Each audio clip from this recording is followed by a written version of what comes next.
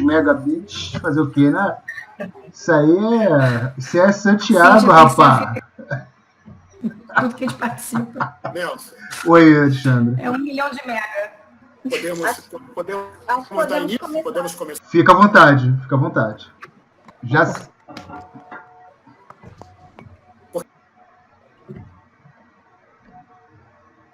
Orientações de como a gente vai proceder para facilitar, não é isso? Sim. Bom, então vamos começar. Boa tarde a todos e todas que estão hoje virtualmente nessa sala de aula. Eu quero agradecer imensamente a presença de cada um de vocês, dizer o quanto é importante, nesse momento que nós estamos vivendo dificuldade, poder realizar um evento como esse, uma semana inteira de aprendizado, uma forma também da nossa cabeça sair dessa pandemia e se focar dentro da nossa área. Eu quero agradecer a doutora Daniele Carvalho, que se predispôs desde a época que nós lançamos a chapa a assumir a ESA, e 1 ano e meio quase depois nós conseguimos fazer o lançamento da ESA com uma semana jurídica muito importante para todos nós. Eu preciso agradecer aqui, eu sei que não está na sala, mas o doutor Rodrigo Plaza, presidente da OAB Campo Grande, e o doutor Victor, que é o presidente da ESA, o diretor da ESA Campo Grande, por todo o apoio que eles deram para que nós pudéssemos implantar a ESA aqui em Pelotas. Não poderia deixar de falar. Tem um presidente aqui, doutor Eduardo Salles, muito bem-vindo, doutor, nesse momento nosso aqui. Doutor Nelson, eu só tenho que te agradecer mais uma vez por essa parceria firmada conosco, nas palestras, nos cursos, nas atualizações. Você é um cara nota 1000, capaz, inteligente, e eu sei que você hoje vai ter muita coisa para poder falar. Agradeço também Douglas, Juliana, que tem dado um suporte absurdo na criação, no desenvolvimento, nos ajustes. Temos que reconhecer que nós não somos nada sozinhos.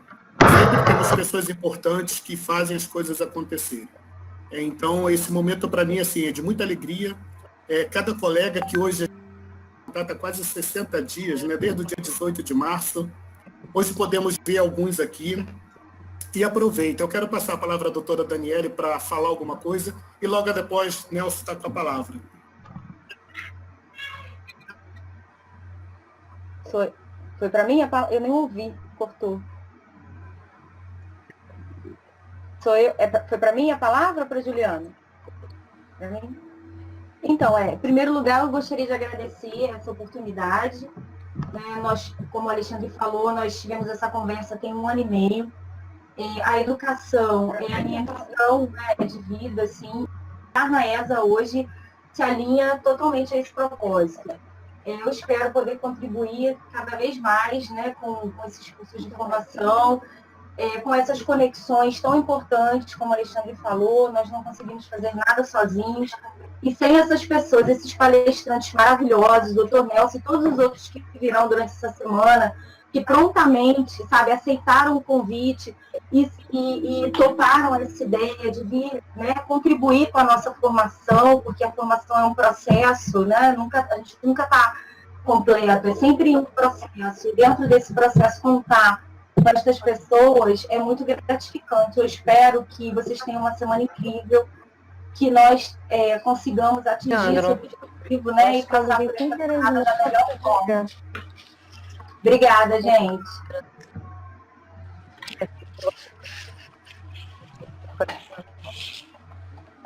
Juliana.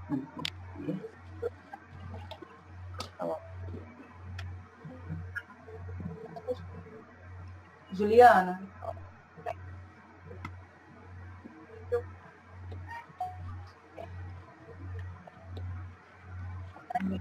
Perceber.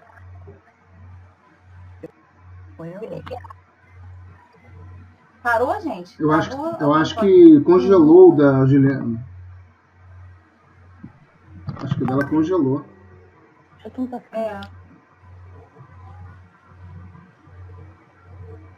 Nelson, a dela pode começar você e depois ela fala no final, não tem problema.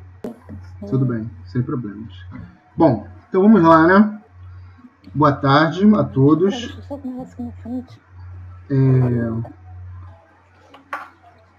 Acho que tem o microfone aberto ainda que está resplandecendo aí. Acredito que pode ficar atrapalhando um pouquinho. Isso. Vamos lá. Então, novamente, boa tarde a todos. Eu não vou ficar me apresentando porque eu estou em casa, né, Alexandre? Alexandre já fez toda a apresentação que tinha que fazer. Já tenho acompanhado, nós temos acompanhado essa caminhada desde antes, né, de gestão, né? Alexandre não é um presidente para mim, sempre sabe disso. Ele é um amigo nessa caminhada com quem eu aprendi muito e tenho aprendido a cada dia, nas nossas conversas, nos nossos debates, nos nossos questionamentos. Até mesmo quando divergimos de opinião, nós aprendemos juntos, né, Alexandre? Eu acho que isso é bonito na nossa vida. Então, eu estou muito feliz porque eu tenho certeza que eu estou em casa. Queria agradecer a você, Alexandre, queria agradecer a doutora Daniele, que tem vindo fazendo esse trabalho com tanto carinho, com tanta dedicação. Nós vemos o sacrifício dela de conciliar a vida pessoal, a vida profissional com a vida de mulher de ordem, porque esse trabalho aqui é um trabalho de homens e mulheres de ordem. São pessoas abnegadas, são pessoas que têm carinho pela profissão. É um trabalho que não se ganha um centavo por estar ali. Na verdade, só acumula as dificuldades, os problemas e a certeza de querer um mundo melhor para a advocacia. E o Alexandre e toda a sua equipe está de parabéns por isso. Bom, gente, eu fui convidado a fazer a abertura da semana jurídica, dessa primeira semana jurídica aqui na OAB de Queimados. Fiquei muito feliz por isso. E me perguntaram qual seria o tema que eu gostaria de falar. Bom, eu não escondo de ninguém que eu sou especialista em direito tributário, direito previdenciário, só que eu fui abraçado pelo direito das famílias desde o meu terceiro período de faculdade. Eu aprendi a amar o direito das famílias quando eu estava ainda como estagiário na Defensoria Pública, e esse amor ele só veio a crescer no decorrer do tempo. E com todo amor, né? Ele vem no processo de namoro, ele vem no noivado e chega até o casamento, não é isso? E eu acabei casando com o direito das famílias depois de formado, depois de pós-graduado. Eu venho casando agora com o direito das famílias e dentro de uma grande caminhada que nós fizemos, nós instituímos o núcleo do IBDFAN Nova Iguaçu Mesquita, onde eu agradeço muito a presença nessa tarde também da doutora Érica Bris, da doutora Cíntia Santiago. Por gentileza, se algum outro colega eu não vi, participante do núcleo, participante da CDCA do Rio, por favor, me desculpa, porque eu não consegui abrir o chat aqui ainda para poder ver os participantes. Mas, enfim, todos que foram convidados, sintam-se abraçados, do início ao fim da lista de chat, sintam-se abraçados, tá bom? Marcela, um abraço para você também. Juliana está como presidente da Comissão de Direito da Criança e Adolescente, não é isso, Alexandre? Sinta-se abraçada, fico muito feliz, não vou deixar de citá-la, porque tem feito um trabalho ali aguerrido, um trabalho de muita luta também, tem participado de muitas atividades, tem se demonstrado presente não somente como presidente de comissão, mas como mulher de ordem também. E isso é muito interessante, porque é desde novo que começa mesmo. É advogada recém-formada, mas é uma advogada que tem uma extrema capacidade. Eu agradeço por isso. Gente, me chamaram para falar sobre família. Então, eu não tinha como deixar de falar de família, até porque o nosso tempo é um tempo bem corrido, e eu não vou ficar me estendendo falando sobre questões técnicas, mas vamos falar muito sobre as questões que estão ocorrendo no nosso cotidiano agora. Até porque tem muito advogado que, inclusive, está com medo de trabalhar. Sabia disso? Tem gente que está com medo de colocar processo e sem saber o como fazer, para onde, o que vai fazer, como vai fazer, a falta de expectativa que o judiciário tem colocado as pessoas. E, sinceramente, nós como profissionais, nós estamos observando que realmente esse medo é um medo cabível, né? Porque a insegurança que nós estamos vivendo é uma insegurança num contexto geral. Não é só o advogado que está com medo das coisas que estão acontecendo, mas os juízes estão com medo, os juízes estão preocupados, os defensores públicos, os promotores de justiça, todos eles estão preocupados com o que está acontecendo. Então, eu vim trazer a fala sobre famílias, a atuação judicial em época de pandemia. Bom, tá aparecendo para vocês na tela os slides, Alexandre? Dani? Acho que vai aparecer agora, né? Isso, tudo bem. Tá ótimo. Eu vou deixar um bom tempo os slides para a gente conversando, até porque fica mais fácil, fica mais dinâmico o nosso trabalho. Não queria deixar de citar e deixar, desde agora, um abraço para a doutora Silvana do Monte Moreira, que é presidente da Comissão de Direito da Criança e Adolescente da Seccional RJ, que sempre apoia todas as atividades que nós estamos fazendo, sempre direciona, sempre organiza, é uma mãe para nós, entendeu, da nossa comissão, da AMAR, da Associação do Movimento de Adoção do Rio de Janeiro, que é o nosso presidente, o Dr. Felipe Fernandes, e a Associação Brasileira Criança Feliz, que nós estamos representando como diretoria na Baixada Fluminense. Esse não é meu filho. Bom, ainda estou me acertando com a tecnologia. Vamos lá.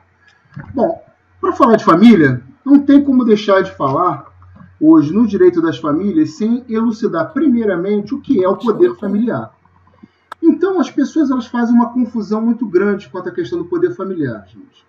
Poder familiar, nós podemos resumir da seguinte forma, que é o direito e dever de pleno exercício dos pais em relação aos filhos, de criá-los, educá-los, tê-los sob sua guarda, conceder ou negar-lhes consentimento, dentre outras tarefas.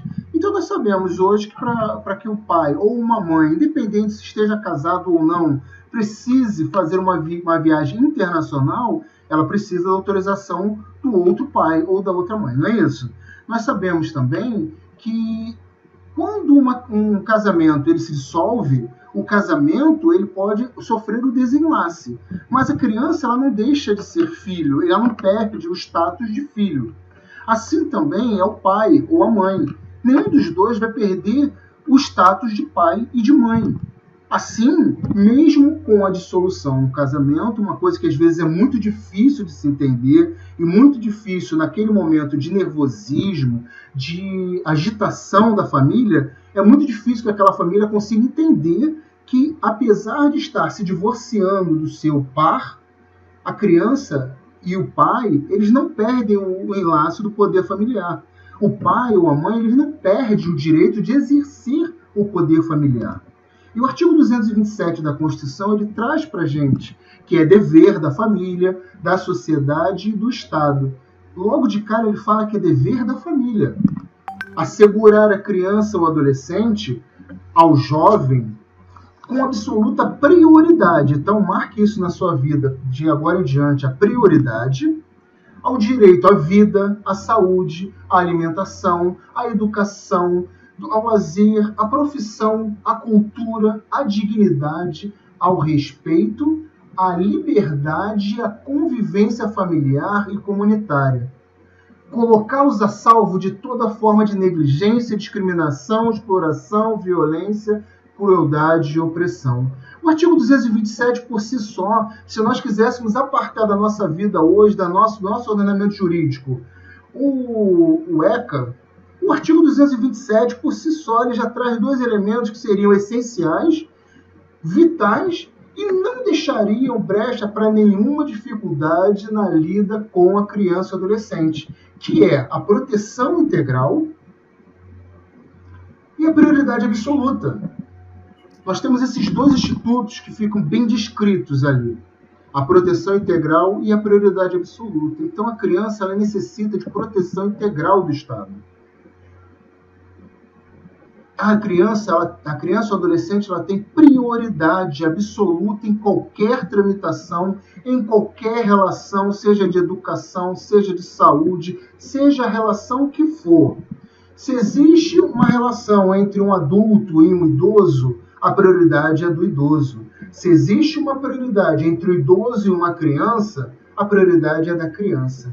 Nós ficamos chocados, não é mesmo? Quando nós ouvimos agora há pouco, na televisão, quando os médicos falaram que, nossa, se eu tiver um idoso, tiver que dar prioridade, eu vou dar prioridade. Gente, falando de forma muito seca na lei, o que prevê o nosso ordenamento e o que prevê realmente o que é o entendimento de sociedade, de construção de sociedade, infelizmente, deixando de lado a nossa tristeza, a análise nua e crua do caso que é apresentado ali, por maior que seja a tristeza entre as famílias, nós observamos que entre o idoso que já contribuiu com a sua vida, que já contribuiu profissionalmente, que já contribuiu com a sua sociedade, com a sua existência, o adulto, ele vai ter mais tempo e vai contribuir mais, isso é a visão do Estado, né? Vai contribuir mais trabalhando ele vai contribuir mais com tributos, diferente do idoso. Então, realmente tem essa divergência de opinião. Não estou expressando a minha, mas é a realidade social onde as pessoas estão ficando frustradas quando ouvem determinados argumentos. Mas ainda é criança. Se o adulto vai ter uma vida maior, imagina a criança. A criança tem que ter prioridade em tudo. Agora, vocês já pararam para prestar atenção? Lá quando você faz a distribuição no TJRJ, quando você clica lá em distribuição eletrônica, que você vai preenchendo todos os campos que você precisa preencher, existe uma parte onde está lá, prioridade por doença grave, tutela de urgência, prioridade pessoa idosa, prioridade não sei o que. Você já reparou que não existe prioridade para criança e adolescente ali? Já conseguiu observar isso? Quando você for distribuir o seu processo, daqui a pouco ou amanhã, você dá uma olhadinha, vê se você já tinha reparado isso. Eu não tinha reparado. E a prioridade da criança e adolescente, ela não é conclusa nesse momento. Bom, falando de poder familiar. O poder familiar ele não fica preso somente aqui no artigo 227. O poder familiar ele também é apresentado em outros momentos. Olha só que interessante. O artigo 222, o artigo 22 do ECA, fala que incumbe o dever de suprir os interesses dos filhos menores aos pais. Então, ele reduz a termo aquilo que o artigo 227 fala. O artigo 19 ele fala que é prioridade da família natural frente à família extensa ou ampliada. Então, a família natural, o pai ou a mãe, o genitor ou a genitora. Eu não gosto muito do termo genitor, porque você acaba vinculando muito a questão genética da coisa, né? E hoje nós sabemos que nós não observamos a questão da relação familiar através do fator biológico. Nós observamos através do fator afetivo. Mas mesmo assim, nós temos ainda o atraso em algumas ações quando nós direcionamos a questão para a preferência biológica. Então, a família natural tem sempre preferência quanto a demais tipos de família. Princípio da intervenção mínima do Estado. O Estado ele não interfere, olha só, então o poder familiar é exercido também nessa questão. Em princípio da intervenção mínima do Estado. A família ela pode ter a livre estruturação. Quantos filhos você quer ter com o seu parceiro? Você quer ter um parceiro? Você quer ter quantos filhos? Você não quer ter filho nenhum? Tudo isso está previsto a sua liberdade de escolha e de organização familiar. Você só não tem a liberdade quando você vai ferir o direito ou a dignidade de alguém. Então, quando existe o divórcio, vamos relacionar a questão dos bens. O Estado intervém na questão dos bens. Ele intervém na questão dos bens para que uma parte ou outra não venha ser subjugada. Quando existe a necessidade de oferta de alimentos, o Estado tem que intervir para observar se realmente aqueles alimentos que serão prestados de forma igualitária e equilibrada, se existirá razoabilidade, se a possibilidade daquela pessoa que vai prestar os alimentos é real, se existe realmente equidade nessa relação. Então, você vê a intervenção mínima do Estado, ela está presente. Ela vai ser utilizada no momento correto. O poder familiar é tão importante que no artigo 23 do ECA ele fala sobre a falta ou carência de recursos não constitui motivo para destituir o poder familiar. Então, a falta de condição financeira não diz se aquela família tem direito ou não a exercer o poder familiar. o pai ou a mãe ele não pode ser destituído do exercício do poder familiar porque a questão financeira dele é melhor ou pior do que o outro cônjuge. Então, isso quer dizer o quê? Que o pai que não consegue pagar a pensão alimentícia, por qualquer motivo que seja, ele não pode ser destituído do poder familiar, ele não pode ser obrigado pela mãe, a mãe não pode ser obrigada pelo pai a não ver a criança porque não paga a pensão alimentícia. Não.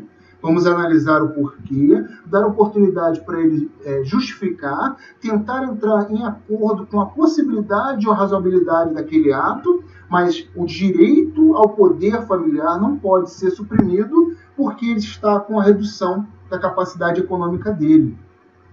O parágrafo único do artigo 23 ele traz uma coisa muito mais interessante, que nem mesmo a pessoa que é condenada criminalmente, ela não pode ser destituída do poder familiar, salvo se aquela condenação ela é voltada diretamente para a criança ou adolescente em questão. Então, olha só como é que é interessante a questão do poder familiar. O poder familiar ele tem uma envolvência muito grande.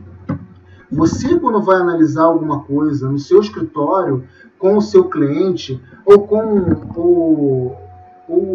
quanto vai movimentar qualquer tipo de ação, você tem que observar todo esse contexto. Porque você, advogado, o defensor público, o próprio Ministério Público também, o juiz, todos nós, como uma rede, precisamos observar a necessidade daquela criança de ter não somente os elementos financeiros, mas os elementos sociais, os elementos morais para a sua boa formação. Então você tem que filtrar uma determinada questão, nós vamos ver daqui a pouco, no interior do seu escritório.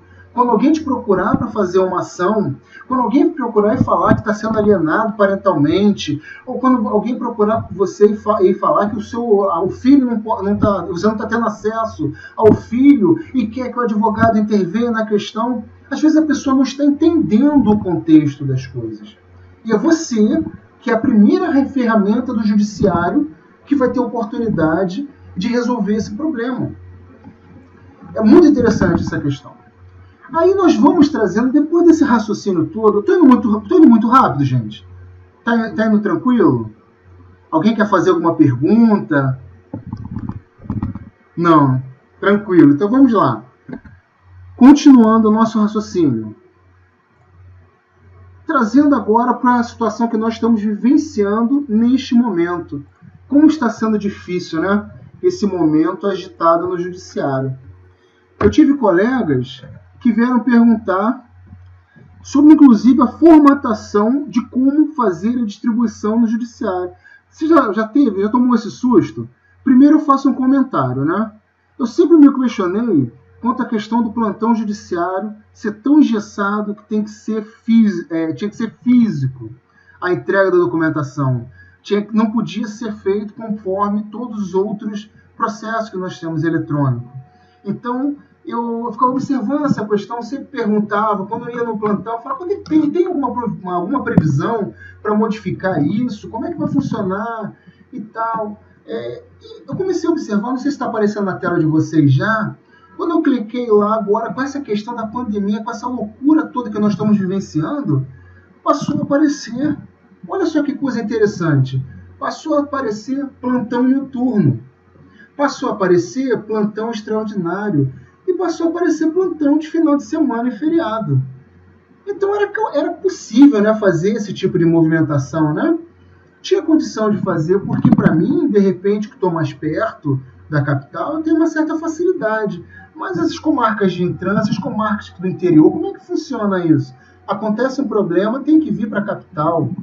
Acontece uma questão qualquer criminal lá em Araruama, o preso vem aqui para o centro do Rio, e o advogado tem que vir atrás para poder resolver alguma coisa.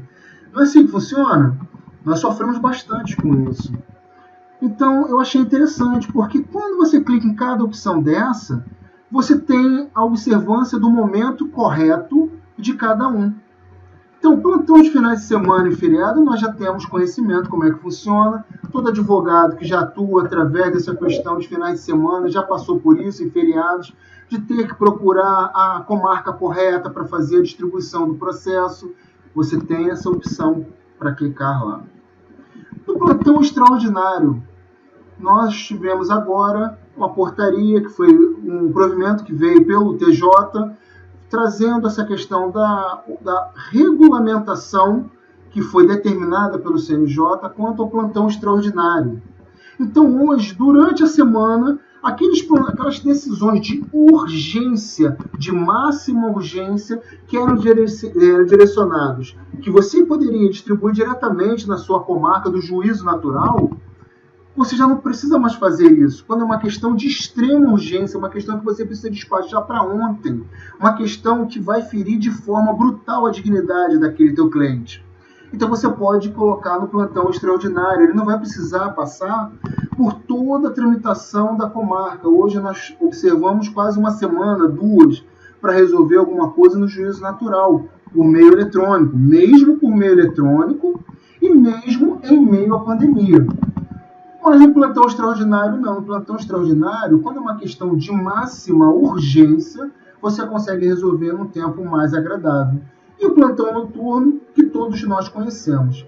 Então é necessário que, como uma dica, nós venhamos a observar qual a importância de cada ferramenta e até mesmo não perder tempo na distribuição. Uma causa que, de repente, era só de emergência, ser distribuída no plantão extraordinário, que é uma causa que pode ser observada através de uma tutela de urgência e pode ser feita por uma distribuição eletrônica comum, certo? Então, eu queria deixar esse gancho aqui, que eu achei bem interessante para análise nossa. Caindo novamente e diretamente para família, é justamente aonde nós temos uma grande lacuna nas nossas vidas. Porque eu já vi colegas falando que não iriam distribuir ações de alimentos, não ia distribuir ações de oferta de alimentos, de exoneração, porque não ia adiantar distribuir essas ações agora. Gente, os procedimentos eles estão andando normalmente. Nós podemos distribuir, continuar advogado, você pode continuar trabalhando normalmente. Então, as ações, aonde você vai verificar ações de alimentos, oferta de alimentos, você pode trabalhar esses procedimentos normalmente. Então você precisa distribuir uma ação de alimentos, precisa de uma tutela provisória, você pode fazer isso. Eu tive agora, em meio à pandemia, fiz uma ação de alimentos, uma ação de cobrança de alimentos, e nessa ação de cobrança de alimentos, eu citei a empresa direitinho, qual era a empresa onde a pessoa trabalhava, como funcionava, quanto é que a pessoa poderia, quanto é que eu estava sugerindo o valor do pensionamento. O juiz foi e, na formatação dele, colocou os alimentos provisórios. Em tutela de urgência, foi pedido, foi solicitado, ele ofertou. Apesar da lei dizer que ele deveria fazer isso de ofício, não é isso?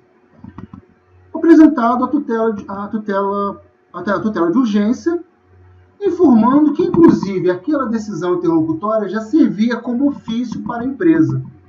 Bom, nós sabemos que existem empresas que estão em atividade, em plena atividade. Então, eu entrei pela internet, localizei a empresa, isso no meio da pandemia, com tudo fechado, o oficial de justiça fazendo aquilo que é de extrema importância. Procurei a empresa, verifiquei e-mail, verifiquei telefone, entrei em contato com o RH, entrei em contato por e-mail, oficializei aquele pedido, organizei tudo, enfim. Em meio à pandemia, a pessoa estava recebendo desconto em folha. Então, pode funcionar? Funciona sim. Dependendo do ramo que a pessoa esteja atuando, vai funcionar sim. Dependendo do alimentando, né? Em qual ramo que ele atua. Se estiver trabalhando, se estiver em plena atividade, se estiver em folha de pagamento, ótimo, vai funcionar. Mesma coisa, oferta de alimentos, você pode fazer o mesmo questionamento. Execução de alimentos. Olha, execução de alimentos, nossa, mas como eu vou fazer, executar? Como é que eu vou executar? Já está uma situação complicada. Daqui a pouco nós vamos entrar em forma específica sobre isso, quando eu comentar sobre as modificações de cláusula. Nós temos também as exonerações de alimentos. Acontece normalmente, só que você vai ter um pouco mais de dificuldade. Por quê? Você não perde o momento de ingressar com a ação, só que você vai ter um pouco mais de dificuldade, porque tem que citar a pessoa, tem que localizar a pessoa vai ter que responder, não é simplesmente informar e o juiz aceitar. Então você vai ter um trâmite. Só que você não perde a oportunidade de apresentar a solução para o seu cliente e deve dar continuidade à ação da melhor maneira possível. Ações de guarda, ações de convivência, são ações que estão tramitando normalmente dentro da necessidade de cada caso concreto.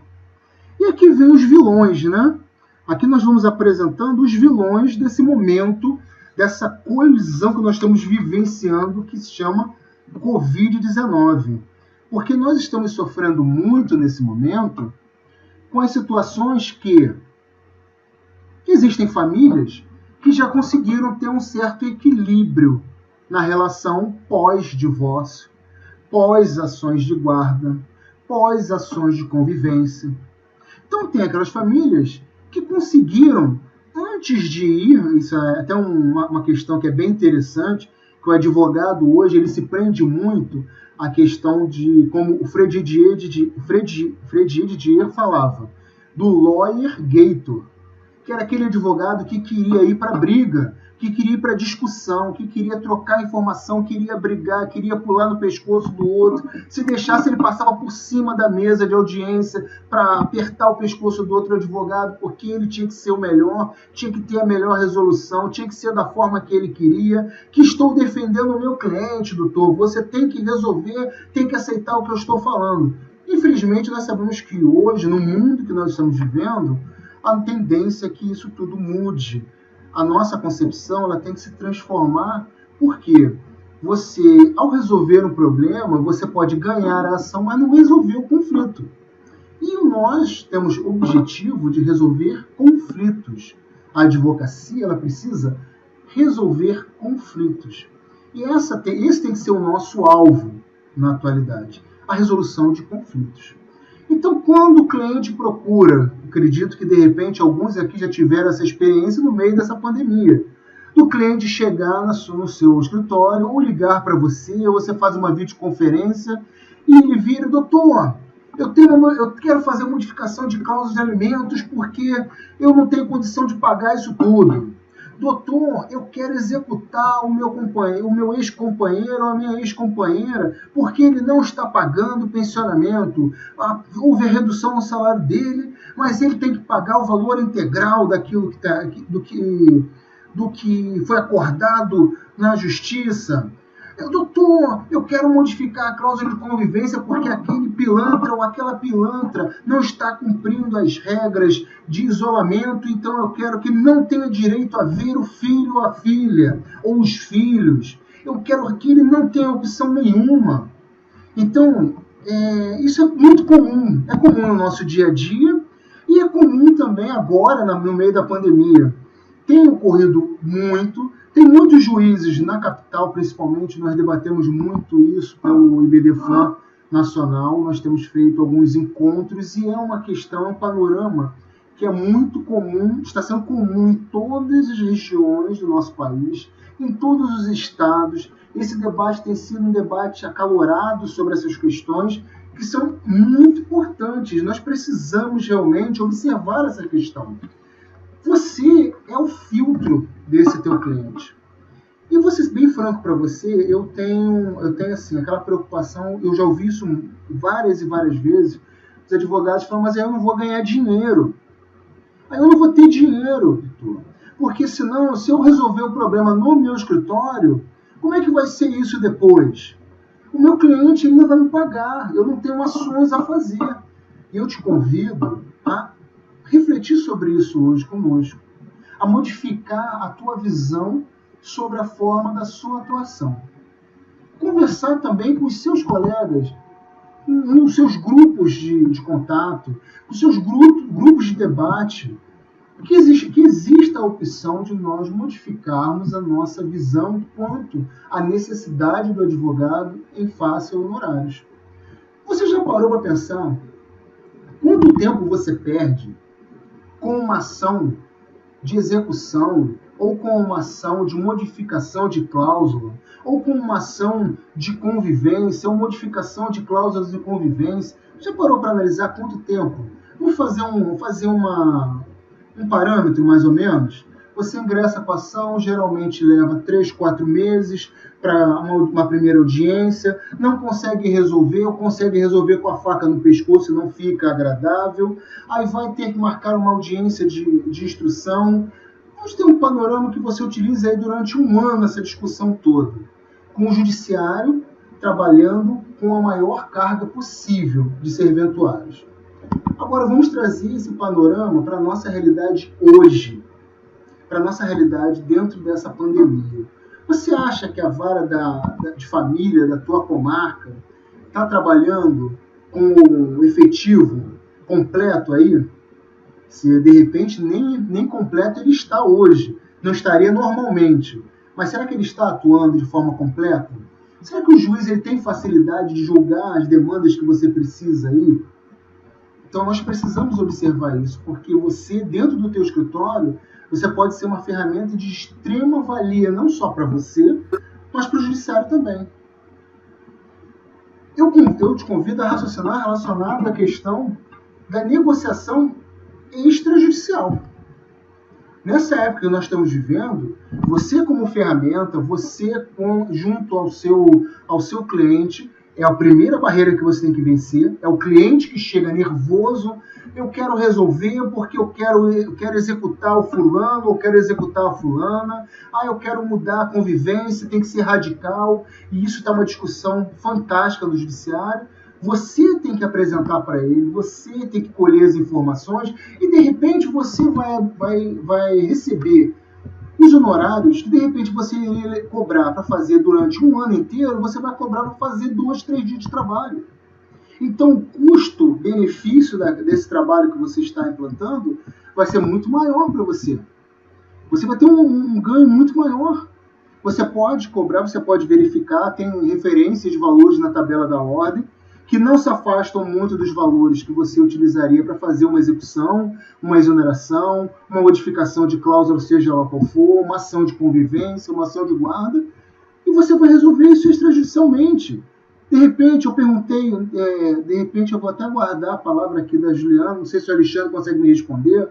Alexandre, como é que está funcionando aí em Queimados o acesso cartorial? Você sabe dizer, Alexandre?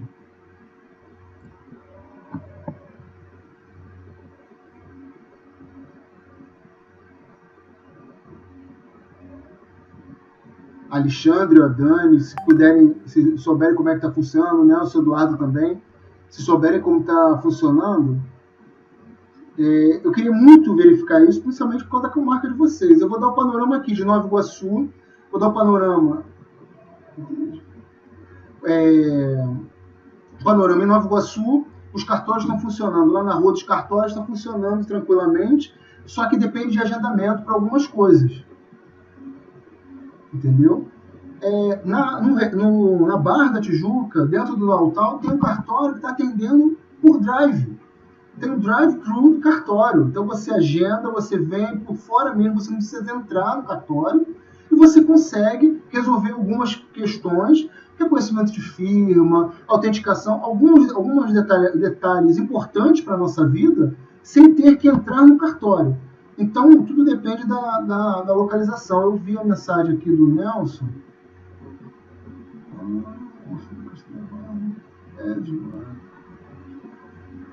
Tá, então o Eduardo está falando, Nelson Eduardo está falando que está funcionando em regime de plantão também aí com vocês em Queimados. Então, você já pode verificar. Por que não trabalhar dessa forma?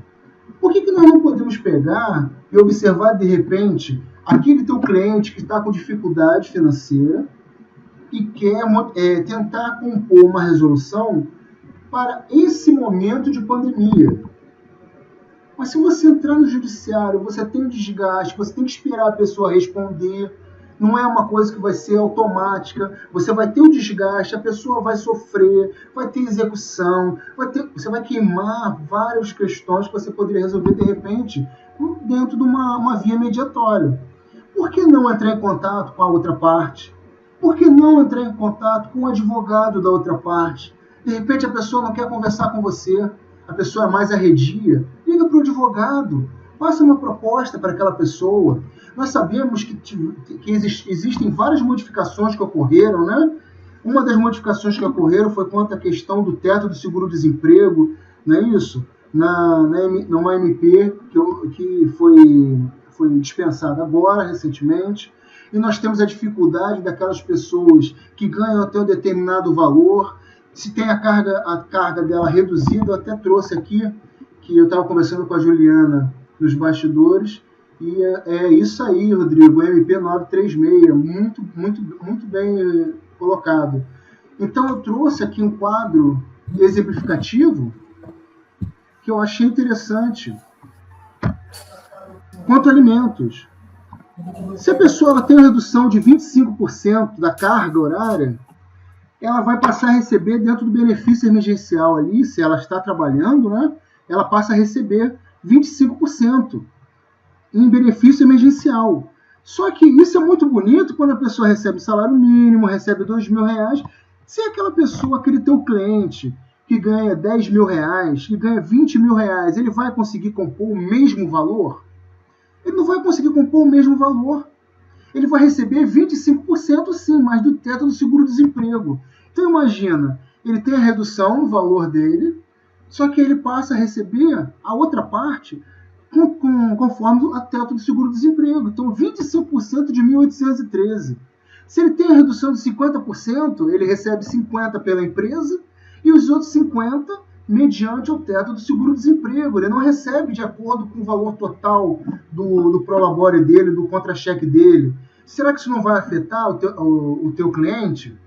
A gente sabe que, pelo certo, o termo que compõe ali os alimentos, seja os termos dos alimentos, o termo de oferta de alimentos, aquilo que foi determinado para a parte pagar em termo de alimentos, já vem trazendo isso. Eu conversei sobre isso com um cliente, e ela ficou até meio chateada comigo. Eu falei, olha, você tem que entender que já está aqui, olha, vamos lê comigo. Aí pegamos o termo e eu mostrei para ela que ele ia receber o valor em cima daquilo que ele recebe mensalmente, a título de remuneração, a título de benefícios, a título de 13º. O que foi que o seu ex-cônjuge recebeu? Olha, recebeu isso.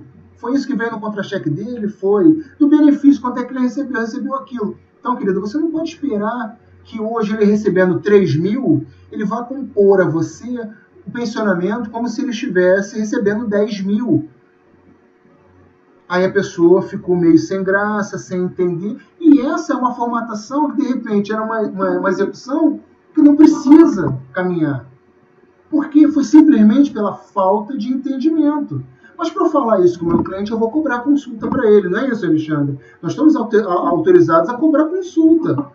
Você não vai simplesmente falar isso, ter ali uma conversa informal com o teu cliente para orientar o teu cliente. Então você não ganha alguma coisa? Você vai ganhar. Eu precisei ficar um ano e meio numa ação de alimentos ou uma execução? Não precisei.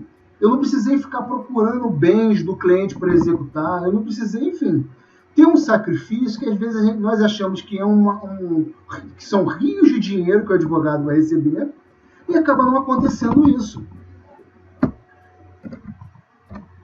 Então, voltando para questões dessas ações. Gente, eu vou falar para vocês que é muito importante que nós venhamos observar como está ocorrendo no judiciário neste momento. Então, eu queria trazer duas visões, na verdade são 3 visões. Uma porque eu realmente, particularmente, não coaduno com o pensamento, então eu preferi deixar um pouco de lado essa análise. Mas eu não vou deixar de falar, porque inclusive tem um projeto de lei que está em andamento sobre essa questão. Mas a primeira visão que eu queria trazer para vocês, que na visão de Cristiano Chaves Faria, que é promotor de justiça na Bahia, ele diz que é necessário que o advogado dos credores alimentícios busque evitar a execução de alimentos por prisão nesse momento. Olha só que loucura. Aí daqui a pouco vai virar, Alexandre, os advogados vão começar, Dani, os advogados vão começar a falar, isso é um absurdo, Nelson. Isso é um absurdo porque a prisão é a única forma mais tranquila que nós temos de receber realmente o valor. É quando o camarada recebe lá a informação que ele pode ser preso, que ele fica com medo, ou quando o camarada é colocado logo atrás das grades, no primeiro momento a família se mexe e aparece dinheiro de tudo quanto é canto para pagar. Não é assim que funciona. É com susto que a pessoa toma, que ela quer correr e tentar resolver o pagamento. Só que você para analisar. Saiu um provimento do CNJ aconselhando que a prisão civil do devedor de alimentos seja convertida em prisão domiciliar. Alexandre, eu não sei você, entendeu? Eu sei que você é uma pessoa que tem muita consciência, tem procurado evitar, porque nós conversamos há um tempinho atrás, até quando nós conversamos sobre a Semana Jurídica, você falou daquele nervosismo de não sair de casa, de estar resguardando a família, de estar preocupado com a família e tal. Você é uma pessoa consciente. Eu acredito que você está se sentindo também, como eu estou me sentindo, em prisão domiciliar. Eu me sinto em prisão domiciliar. Dani, a Érica, nós já conversamos sobre isso. Mônica, o que você acha? Eu acredito que todos nós estamos um pouquinho nos sentindo em prisão domiciliar. E é daí para pior. Vão vir situações que já estão sendo estudadas para nos colocar em prisão domiciliar mais severa. Porque hoje nós podemos escolher, daqui a pouco nós não vamos poder escolher se estaremos ou não dentro de casa. Nós vamos passar por atos de coerção para estarmos em casa. E ele falou, olha, é mais interessante que o credor de alimentos entenda que não deve utilizar dessa ferramenta agora. E aí vem a contradição e o sofrimento que os advogados entram. Porque eles acham que a prisão é o único momento que ele pode entrar com o pedido de prisão é no início da ação da execução pelo 528. E, na verdade, a prisão do devedor de alimentos, a prisão civil de devedor de alimentos, é um dos elementos que compõem aquela tramitação. Na verdade, gente, o interesse do advogado quando entra com uma execução por prisão, o interesse dele é receber. O interesse dele é que o cliente dele receba. Concorda comigo? Eu não acredito, Mônica, que você vai entrar com uma ação quanto à questão de alimentos para ver o cara preso. Eu não consigo entender isso. Eu não consigo, Tati, ver um advogado entrar com uma ação de execução de alimentos de devedor de prisão civil, por questão em prisão civil, com efeito de prisão civil, se o camarada não quiser ver o débito saciado. A nossa intenção é ver o débito saciado. E como é que o débito é saciado? Se nós observarmos, quando nós temos na posição de credor, qual é a forma mais prática, inclusive que o CPC informa que é a forma mais prática de ver o débito saciado? É através do valor, é através do dinheiro, é receber em espécie, não é isso? Então a nossa ideia é resolver esse problema.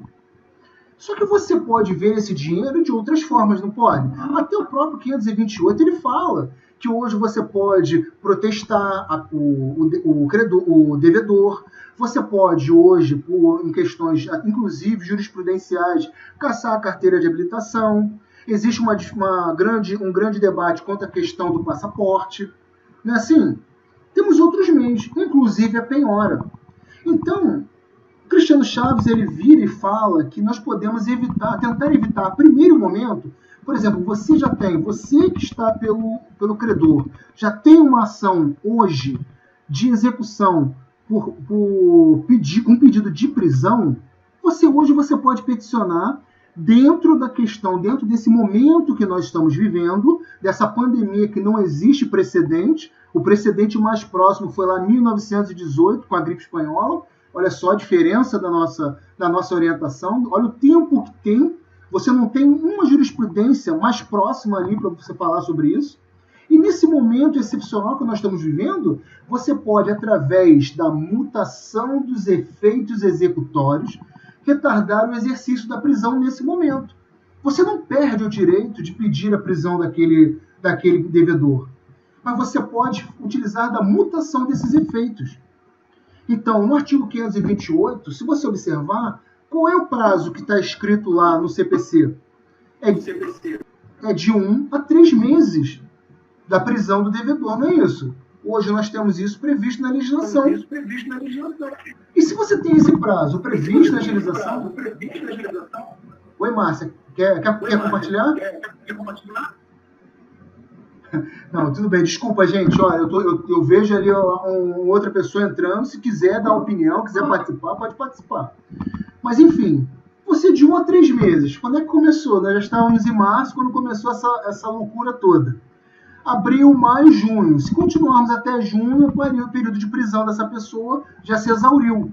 A pessoa não pode ser presa 2 vezes pelo mesmo período, não é isso? Então é esse raciocínio que o Cristiano Chaves Faria está fazendo. Você pode muito bem pedir, sim, localizar bens. Você que tem uma execução no 528, passivo de prisão, você pode sim pedir a suspensão, inclusive. Tem juízes na capital que já estão fazendo isso de ofício, com as pilhas e pilhas de execuções que eles têm, estão suspendendo de ofício.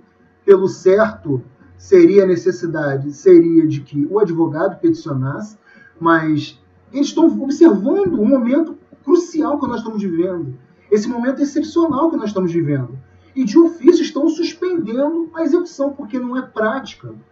O doutor André Lopes, que é da 18ª Vara Criminal na capital, vara de família na capital, perdão, ele falou brilhantemente esses dias num dos encontros nossos do IBDFAN, que ele virou: olha, eu estou com uma pilha de processos para julgar, para determinar se eu prendo ou não prendo o indivíduo, se sai ou não sai o mandado de prisão. Mas como é que eu vou fazer isso? Vamos parar para analisar? Alexandre, imagina aí em Queimados. Como é que vai funcionar esse controle da prisão domiciliar do devedor de alimentos? Tem efetivo? Tem estrutura? Está sendo muito bem organizado? Tem tornozeleira para todo mundo que é da área criminal? Nós sabemos que não tem. Nós sabemos que falta material e falta mão de obra. Você imagina você pegar o devedor de alimentos e jogar na cabeça? Vamos figurar isso?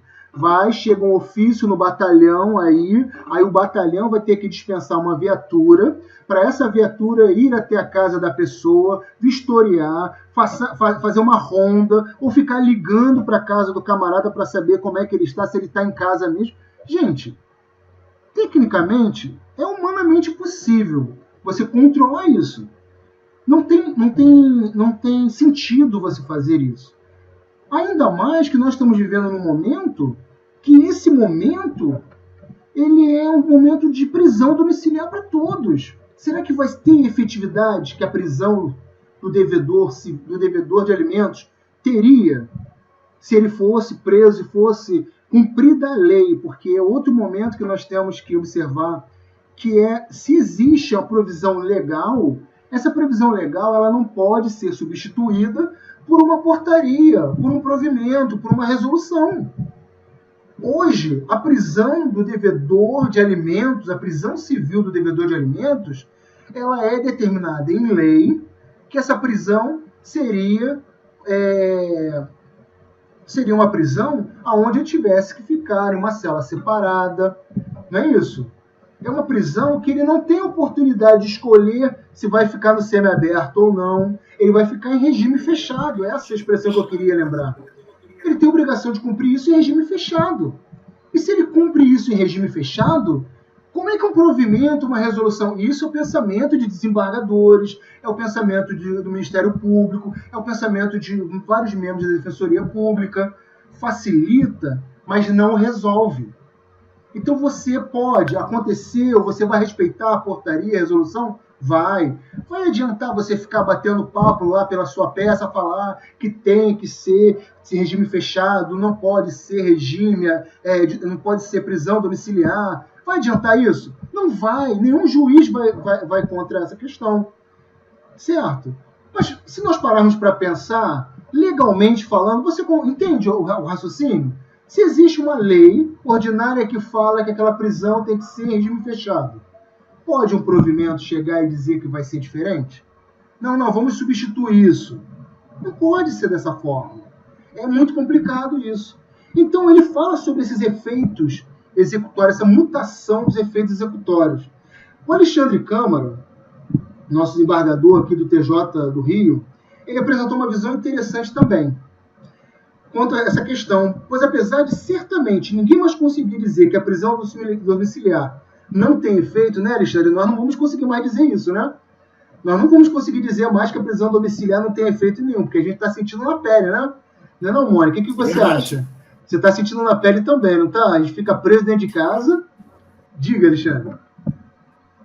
Não, a grande questão que está sendo hoje colocada, aí você entra num assunto, Nelson, que, assim, por um lado, ela torna-se um pouco ineficaz devido a essa falta de controle, essa falta de viabilidade, tanto técnica, que é a ausência de tornozeleira, outro meio eletrônico, e também da impossibilidade de se prender um efetivo policial para controlar aquele indivíduo preso. A melhor opção era cumprir a lei e prender o devedor da pensão, pelo aquele prazo de 30 dias, podendo ser prorrogado por mais 30 e mais 30.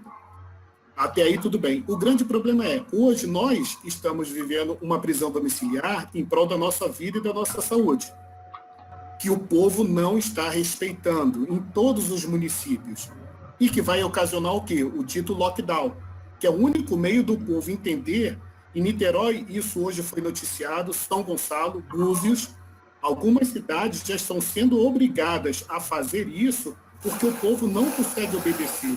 Se nós que não devemos pensão alimentícia não cumprimos, imagina aquele que deve estar em casa, ele também não vai cumprir. É uma coisa que acaba sobrando para nós, advogados, tentar resolver uma coisa que o Estado não dá conta. É verdade.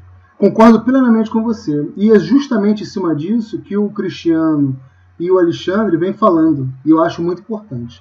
Temos também outras visões, por exemplo, a questão de modificação de cláusula.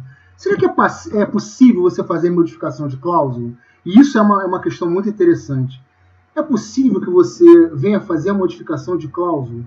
Então você tem, olha só, vamos trazer, Dani, eu só te peço para você me ajudar quanto à questão do horário. Se eu estiver falando demais, vocês podem me cortar, tá bom? Vamos observar a questão do... Não, tá ótimo. Pois não? Tá ótimo, Tá bom. Horário. Qualquer coisa você pode me avisar, pode puxar meu paletó, tá bom? Tá, eu posso aproveitar e deixar já uma pergunta para você, claro, pode doutor Júnior? Ele pergunta como fica a guarda compartilhada em tempos de pandemia. Acredito que deva ser o gancho aí que você vai entrar. Vai ser excelente, Júnior. Vai ser excelente, porque é justamente onde nós vamos bater na tecla agora.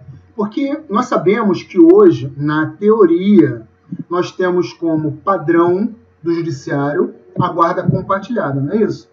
Nós temos como padrão. Então, temos lá uma cláusulas de convivência onde determina que a guarda é compartilhada. A guarda tem que ser compartilhada por quê? Por tudo isso que nós falamos no início desse debate, dessa mesa de debates aqui. Nós falamos que a questão do poder familiar não pode ser suprimido do pai ou da mãe. Não pode ser retirado. Então, é necessário que a guarda seja compartilhada. Apesar de que, em algumas situações, nós sabemos que temos lá, né? A guarda será compartilhada. Aí, logo embaixo, no parágrafo seguinte, a mãe é guardiã do filho. Ficará registrado que a mãe é a guardiã do filho. Ou o pai é o guardião do filho. Gente, se existe a guarda compartilhada, não tem sentido. A legislação atual ela diz que a guarda será unilateral ou compartilhada. Não existe e ou. Ela vai ser ou unilateral ou compartilhada. Compartilhada não é porque o pai vai poder chegar na casa da mãe a hora que ele quiser. Compartilhada não é porque a mãe vai chegar e vai lá na casa do pai e bater na hora que ela quiser. Ela tem que respeitar o momento de convivência do cônjuge, do ex-cônjuge, do ex-companheiro ou da ex-companheira. Tem que ser respeitado o momento. Só que nós trabalhamos com a visão da guarda compartilhada. E quando nós falamos de guarda, é muito difícil hoje nós lidarmos com isso, porque nós estamos acostumados com um quadro de trabalho muito simplório. E hoje nós temos uma situação que é muito abrangente. Por exemplo, eu tenho um cliente que ele trabalha embarcado. A Petrobras ela está fazendo um quadro de isolamento prévio do seu funcionário. Ele é engenheiro ele fica 15 dias no mar e volta 15 dias para casa. Hoje ele não fica mais 15 dias fora de casa. Hoje ele está ficando 20 dias.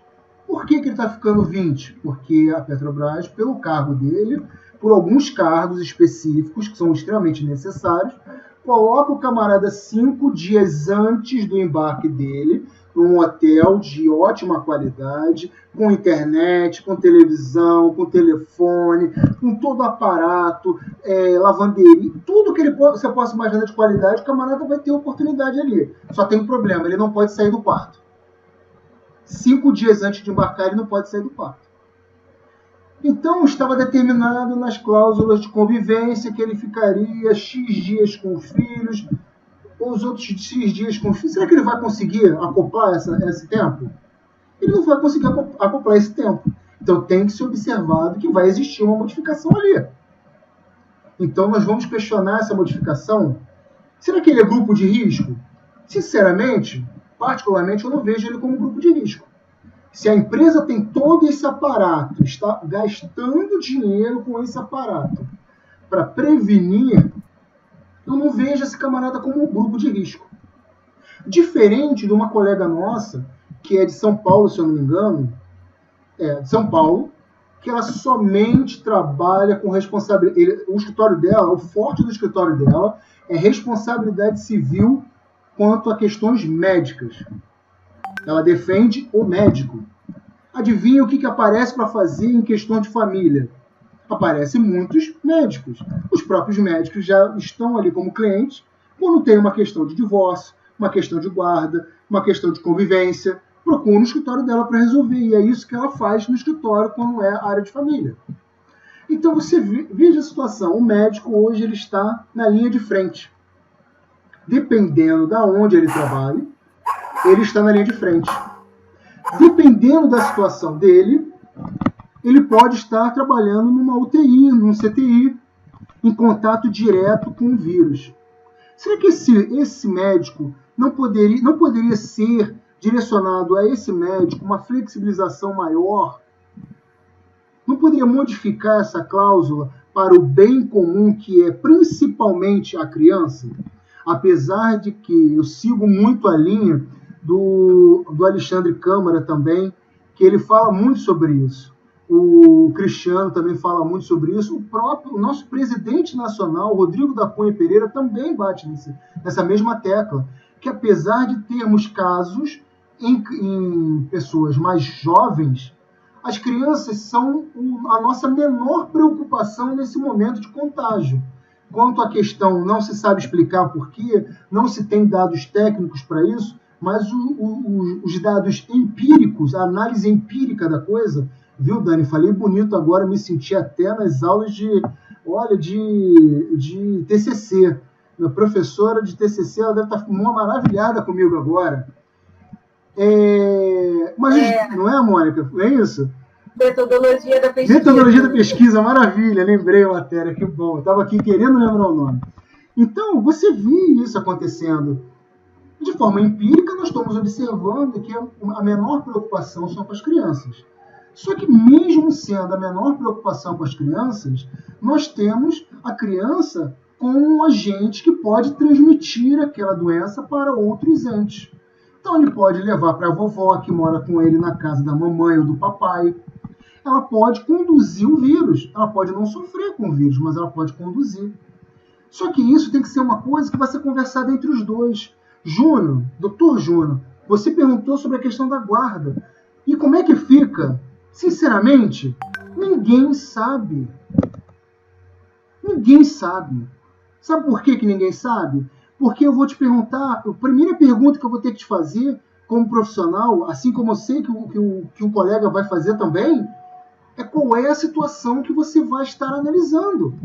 Você está lidando com um casal, ou um ex-casal, né, que tem um bom relacionamento, que visa realmente o melhor interesse da criança, se eles realmente estão querendo o melhor daquela criança, o melhor da família, se eles conseguem entender esse momento, ou se é um casal que já terminou o divórcio em conflito, que pega aquela criança e usa aquela criança como ferramenta de disputa entre um e outro, pega a criança e joga na cara da mãe, a criança joga a criança na cara do pai, e não lembra que aquilo ali é um ser vivo, que é sujeito de direito, que tem direito a ser protegido.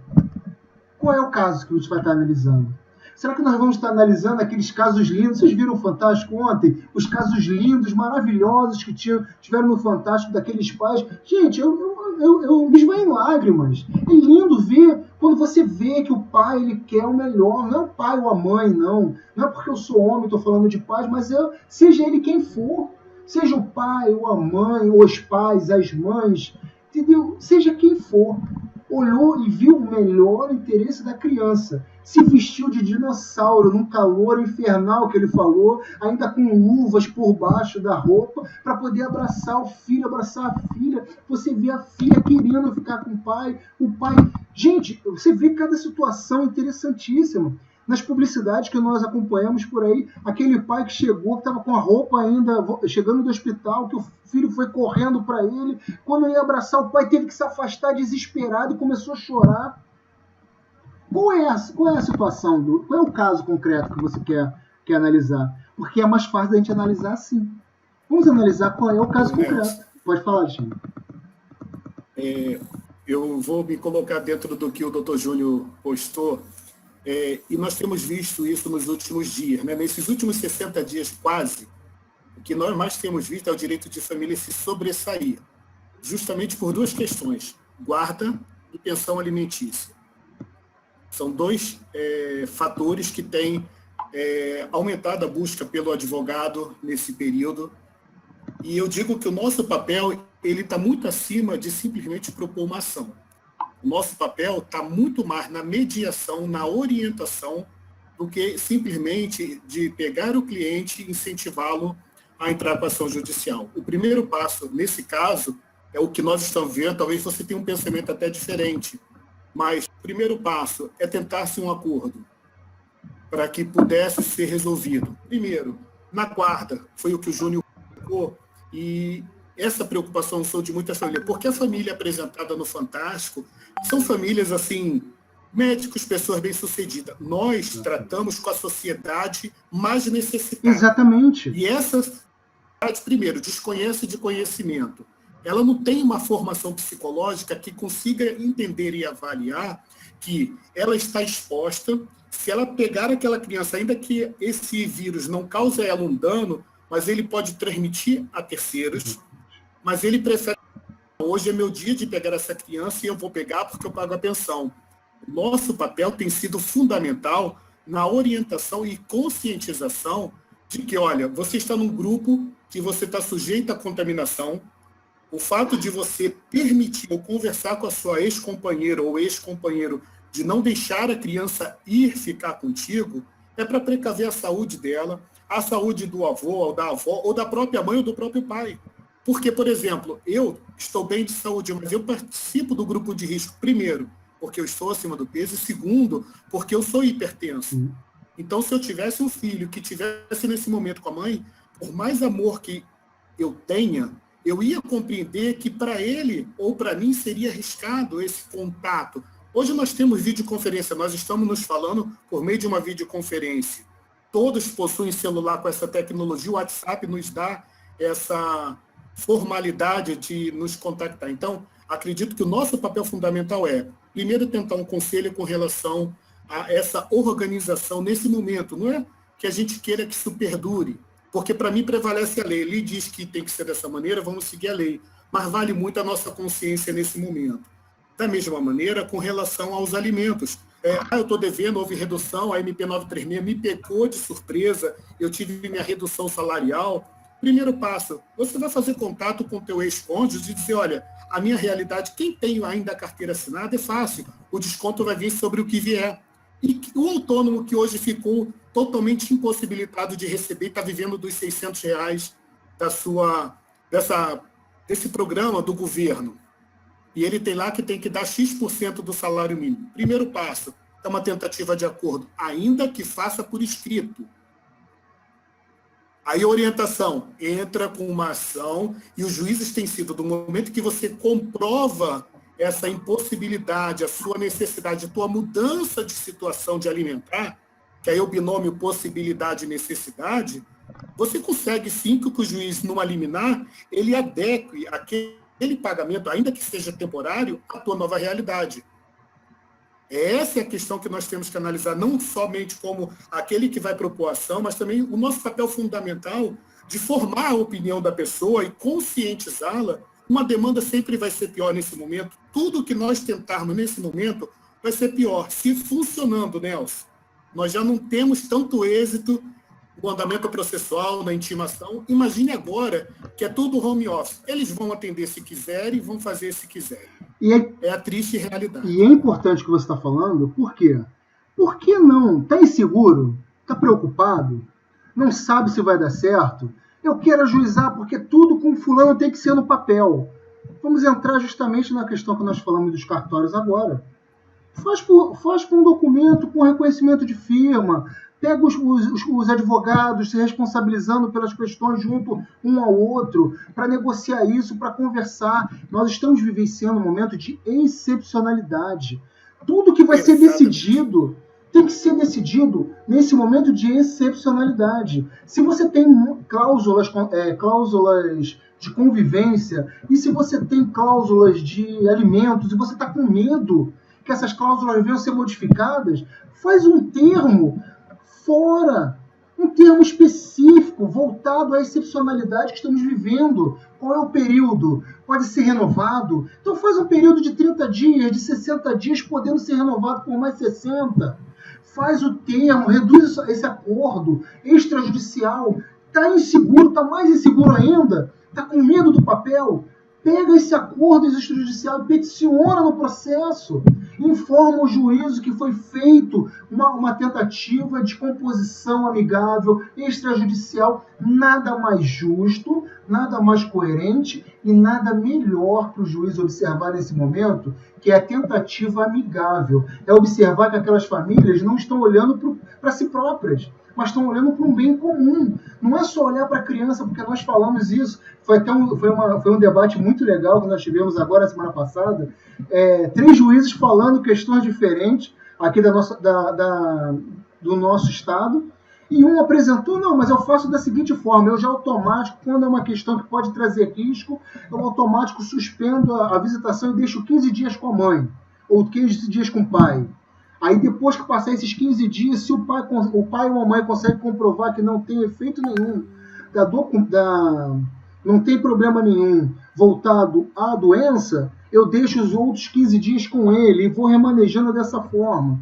Só que são vários fatores que você tem que analisar. Alexandre, eu não tenho como montar aqui hoje uma receitinha de bolo para a gente.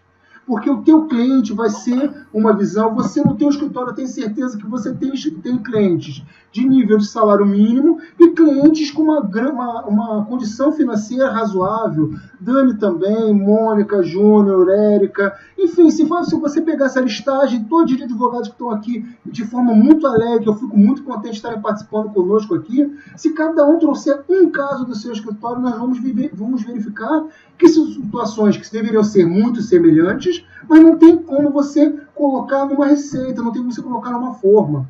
O importante é que nós viemos a sair daqui hoje com mais certeza ainda que o melhor caminho é a conversa. Tá desconfortável? Tá preocupado? Entra numa conversa. Os ex-cônjuges não conseguem conversar? Passe para os advogados. O advogado não consegue falar com outro cônjuge? Entre em contato com outro advogado.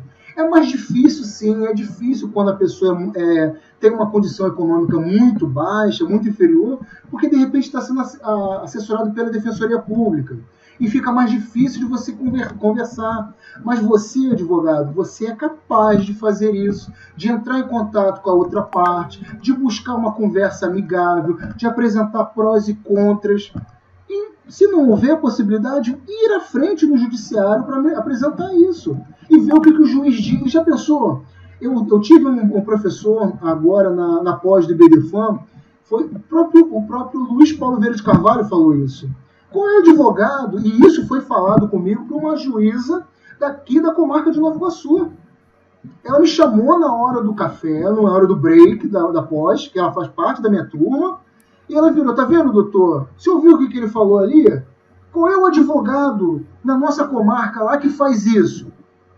Ele estava falando da questão da partilha de bens e falando que o advogado ele tem que sair da zona de conforto. Então o Luiz Paulo virava e falava, olha, o advogado tem que sair da zona de conforto. Você tem que parar com esse negócio de querer ir para a justiça e esperar que o juiz vai fazer tudo por você. Então você quer que ele entregue para você o formal de partilha. Você sabe os bens que o teu cliente tem? Sei.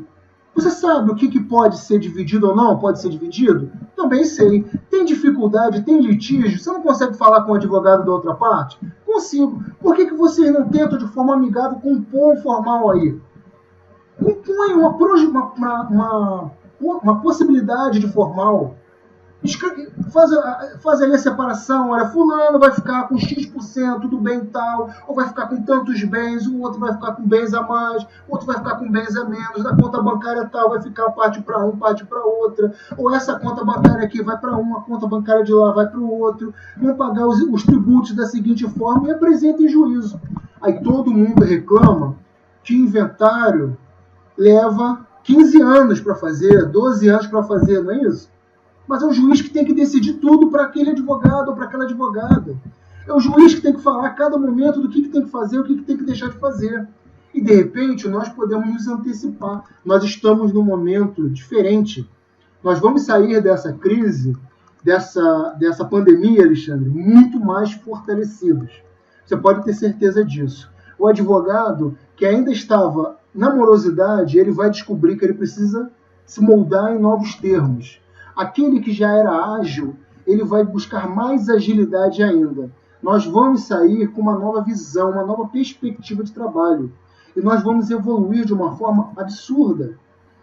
Basta cada um, no seu cada um, movimentar aquilo que quer fazer para o crescimento da sua profissão. Nelson. Pode falar. Dentro do que você falou, dessa nova fase que nós estamos sendo preparados, na verdade, né, do que nós vamos viver, e vai permanecer essa questão de audiências virtuais, tudo isso vai demandar de nós o quê? Buscar conhecimento, se preparar. Mas, além de tudo isso, eu digo que essa pandemia veio trazer para nós uma conscientização de que nós temos que nos valorizar. Porque hoje a sociedade, e nós estamos vendo como nós somos importantes em meio a toda essa loucura que tem acontecido. Então, se nós somos essenciais, e tanto que os bloqueios, através até mesmo da brilhante luta da seccional em relação à prerrogativa que nos permite transitar, a visitar os presídios, a nos locomover, nós temos que também entender que a demanda vai chegar até a nós, mas nós temos que, antes de orientar, dizer, olha, tenho como te orientar, mas para isso o meu valor, a minha capacidade é X. Nós temos que parar com esse medo de cobrar, porque vai desistir. Não vai desistir. A pessoa que quer ser bem orientada, ela quer um profissional capaz.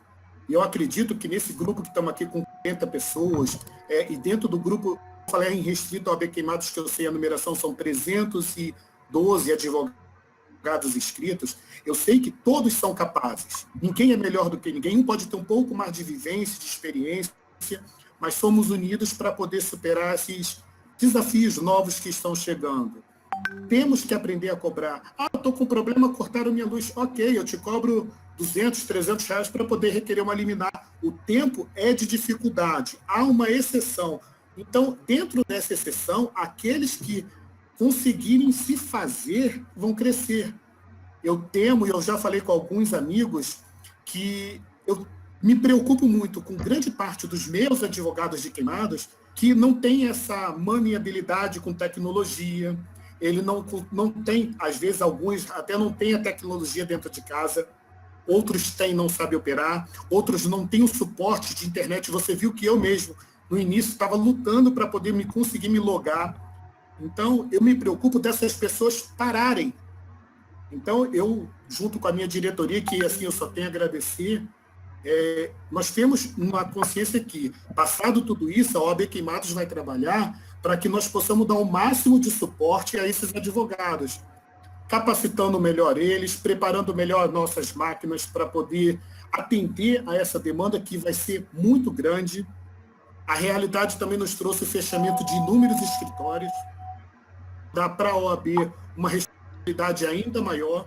Então, nós temos que nos capacitar, nós temos que tentar nos aconchegar a essas situações. E eu digo, essa semana jurídica para nós é muito importante, porque nos tira dessa visão só de problemas, nos traz para um campo totalmente novo.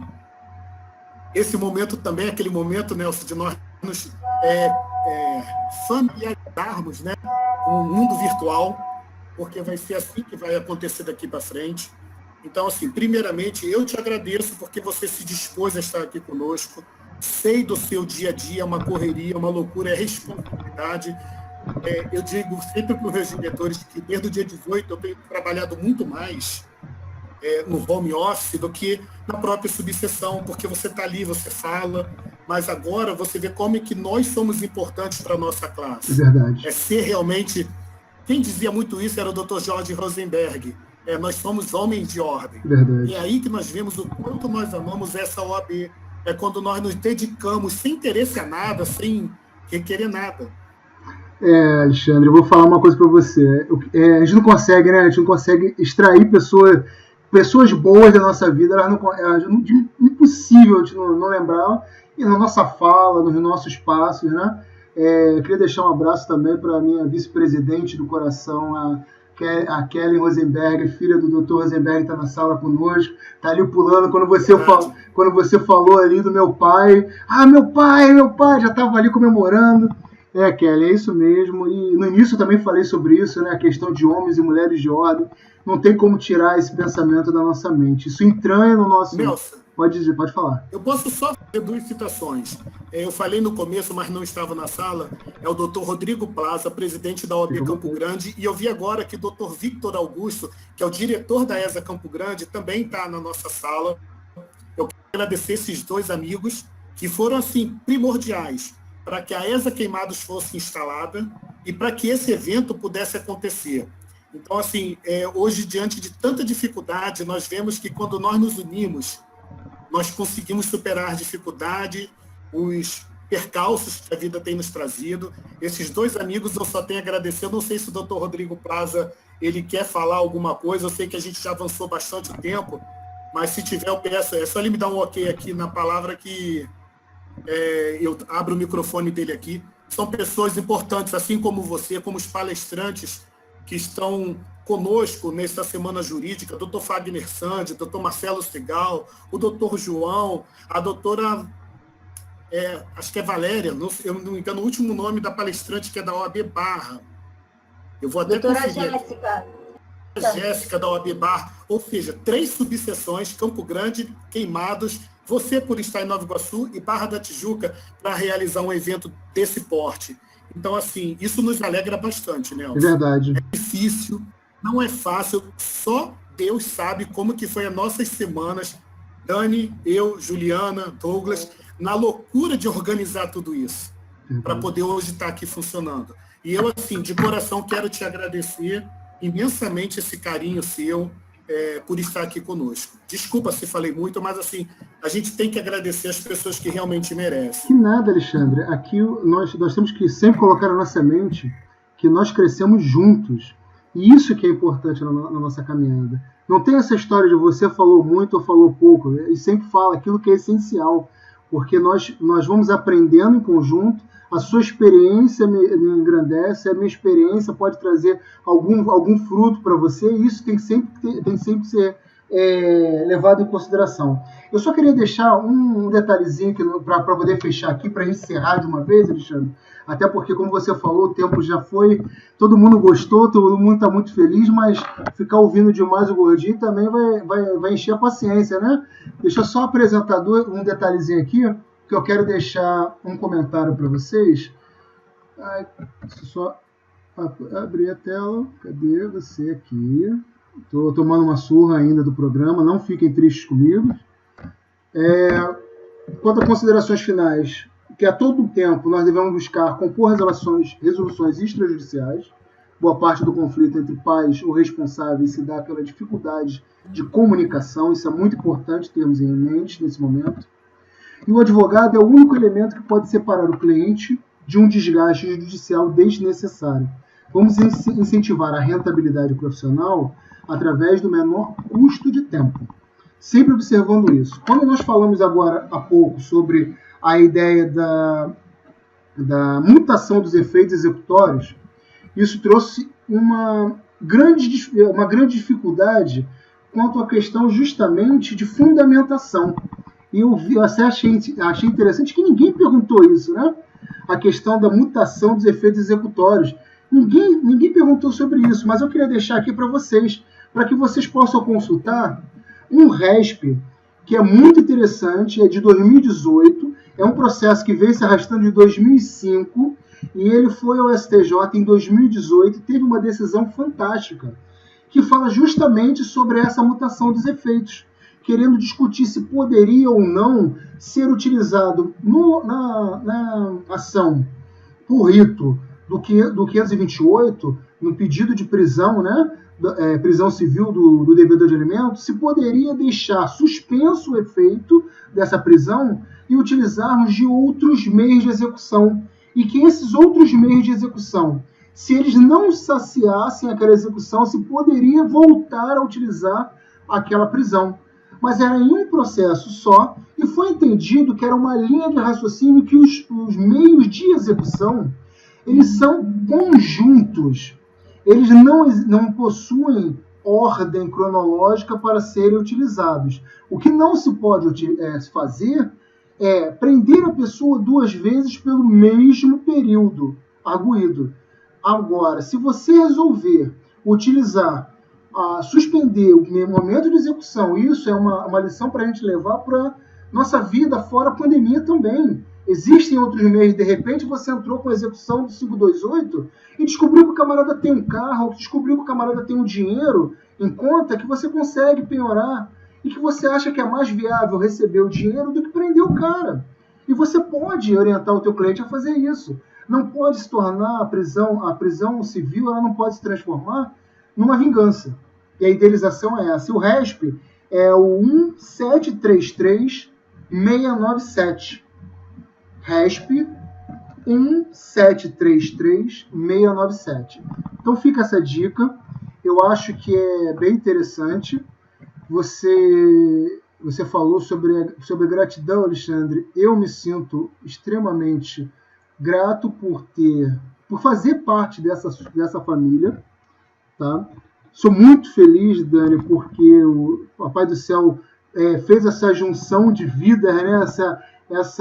Esse contato nosso, Alexandre, da Juliana, da Marcela, da Dani, da Patrícia, do Douglas, enfim, de uma família, realmente, Nelson Eduardo também, meu xará, a gente só vive aí nessas brincadeiras, mas são pessoas de extrema responsabilidade com o que estão fazendo. Estou muito, muito feliz por estar participando do início dessa semana jurídica. Como eu já falei para você, Dani, no privado, falei com o Alexandre, sabia que iria ser sucesso, eu tenho certeza que vai ser sucesso, não somente pelo evento, mas pelo atingimento das pessoas que estão participando, por as pessoas estarem sedentas de incorporar a sociedade novamente, de estarem isoladas em suas casas e terem oportunidades magníficas como essa, de estarem incorporadas socialmente novamente, de poder olhar para o colega, para olhar para a colega que estava sempre ali no fórum com ele, estava sempre no fórum com ela, que passava e dava bom dia, até mesmo aquela pessoa que não gostava muito de falar com todo mundo, e agora está mudando a sua forma de agir de repente.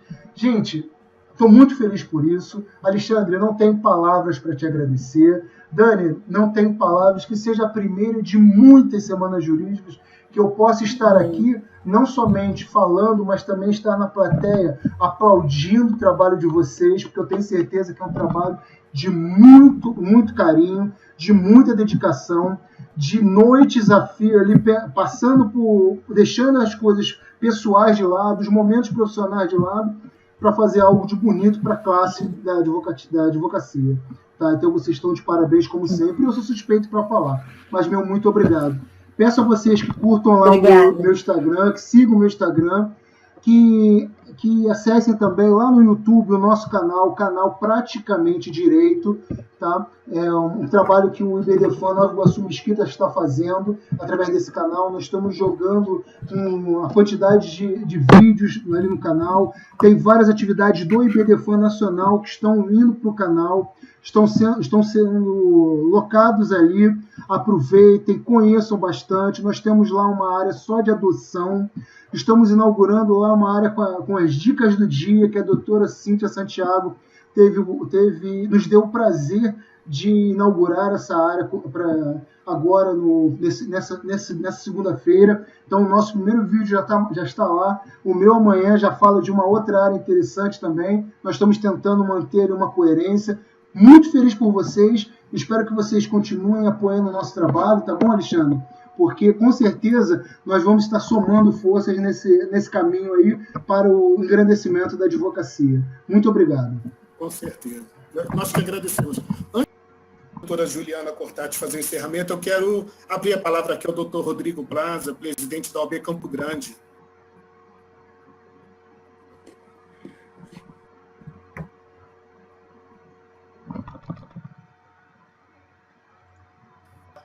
O excelente evento.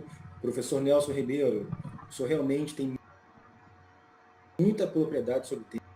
Eu fui aqui um espectador privilegiado, mas queria ressaltar aqui principalmente o trabalho da doutora Daniele Carvalho, junto à ESA, da OAB de Queimados, do doutor Alexandre Fontes, que além de ser um grande gestor de ordem, parceiro, eu posso afirmar aqui que a nossa amizade ela transcende as nossas pessoas e vão de encontro às duas subseções, Campo Grande e Queimados, e já vou adiantando.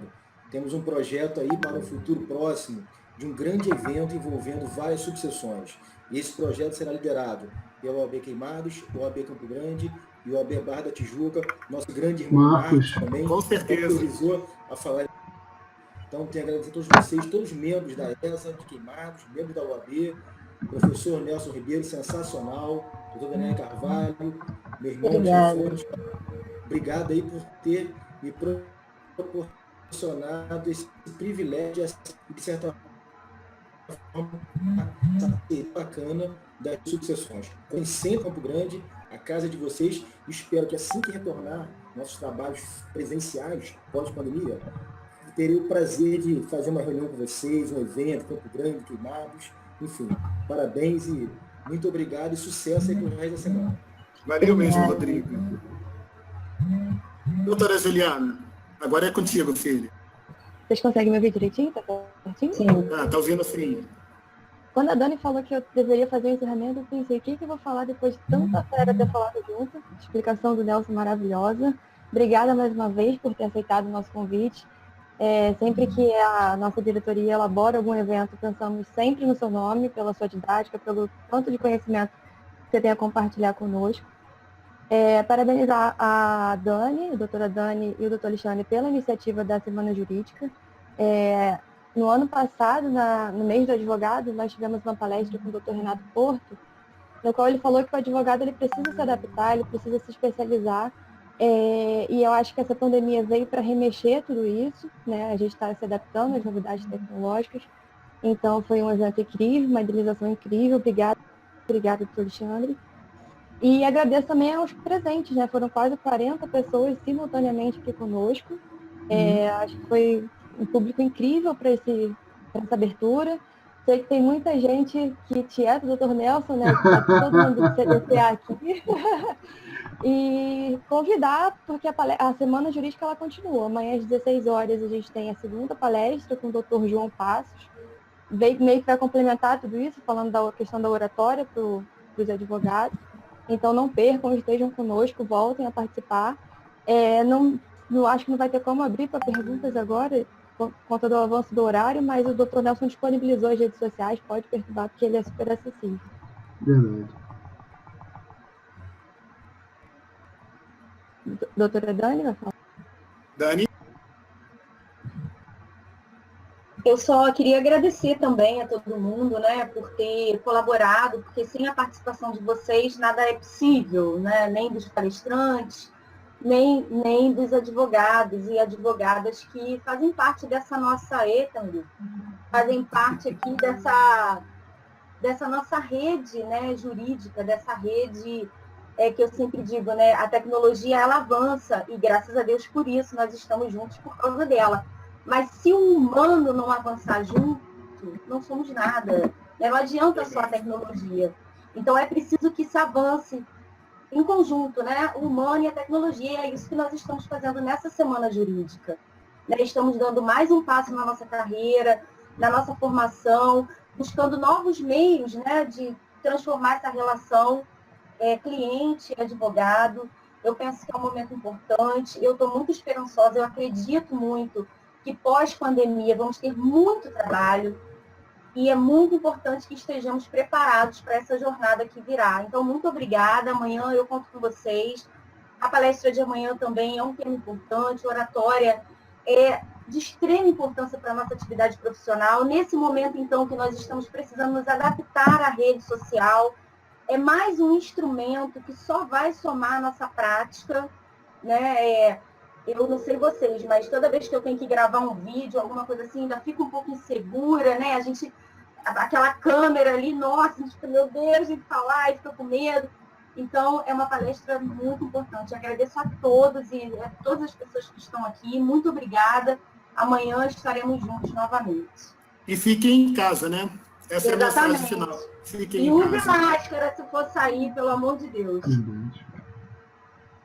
Tchau, gente. Muito obrigado.